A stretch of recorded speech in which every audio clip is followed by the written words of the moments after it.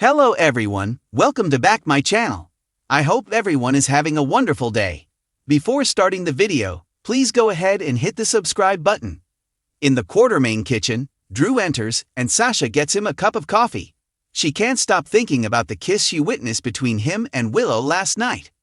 Drew warns her that he may need a few more as he's dragging today. Sasha comments it was a big day, and his speech was inspiring. Left alone, Willow is glad she ran into Drew. She needs to be clear that she loves Michael, and that it was wrong for them to kiss.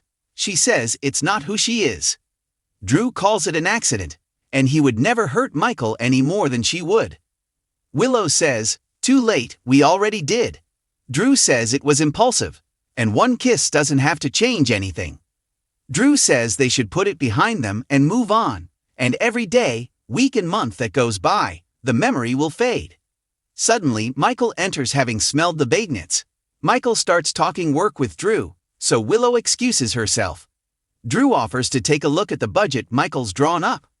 After they go over the budget, Michael asks if Willow seems off to him. Drew is concerned, and asks if he means Willow is sick again, as she seemed fine to him.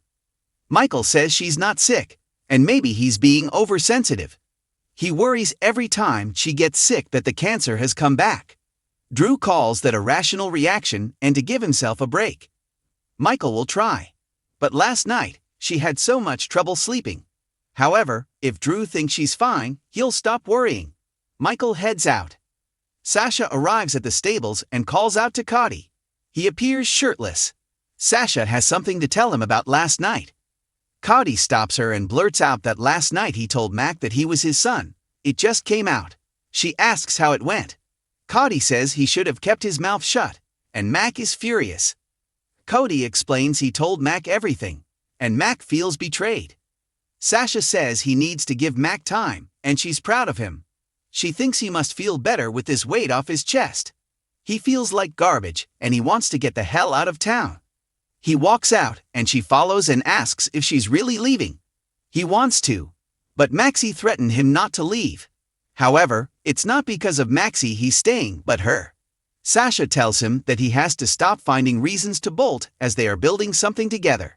Sasha kisses him, and warns him if he goes, she will hide Tracy's secret cash box and tell her that he took it. She notes Tracy will have every cop in the state looking for him. She makes Cody promise to talk to her before he decides to go.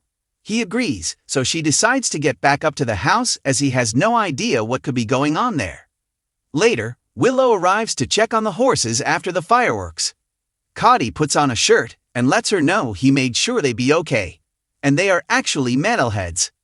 Willow says sometimes fireworks can be so distracting.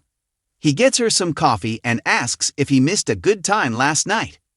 Willow says the mood was nice, and people are upbeat about Drew's run for Congress. Cody asks if she'll campaign for Drew. She doesn't think she's a savvy campaigner, but he just thinks getting the family involved will help Drew, and she's one of the more appealing family members. He says Mama Key, Brooklyn, and Chase also would be good for Drew's image. He's glad Drew is running, and everyone wants to be part of a family, even when you feel you don't deserve it. Willow knows how that feels as Michael and Quartermains have given her everything. At Maxie's, she and Felicia talk about Cody and Mac. They wonder what happened with Felicia's DNA sample. Felicia says the lab she uses is the best. She's used it many times before. Felicia knows Maxie has gotten to know Cody as a friend. Maxie says they all have, and he's been wonderful.